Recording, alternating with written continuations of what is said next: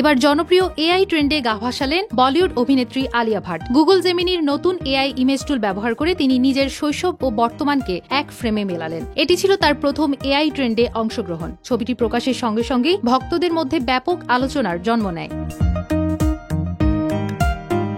ছবিটি প্রথমে আলিয়ার একটি ফ্যান পেজ থেকে শেয়ার করা হয়। সেখানে দেখা যায় বর্তমানের আলিয়া ভাট তার শৈশবের আলিয়াকে পরম মমতায় জড়িয়ে ধরে আছেন। ছবির ক্যাপশনে লেখা ছিল, আমার ছোটবেলার আলিয়া এখনকার আমিকে নিয়ে ভীষণ গর্বিত হতো। ভক্তদের কাছে বিষয়টি ছিল আবেগঘন ও নস্টালজিক।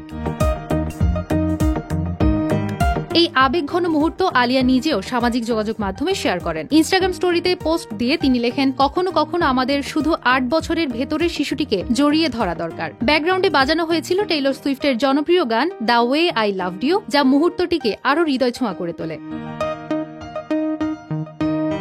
এই ট্রেন্ড মূলত গুগল জেমিনির বিশেষ এআই টুল ন্যানো ব্যানানা ব্যবহার করে তৈরি করা হয়। টুলটি মাত্র কয়েক সেকেন্ডেই দুটি ভিন্ন ছবি, একটি শৈশবের ও একটি বর্তমানের একত্রিত করে অসাধারণ ভিজুয়াল তৈরি করে। ব্যবহারকারীরা তাদের অতীত ও বর্তমানকে এক ফ্রেমে দেখে গভীর আবেগে ভাসছেন। আলিয়ার অংশগ্রহণে এই ট্রেন্ড এখন আরো জনপ্রিয়তা পেয়েছে।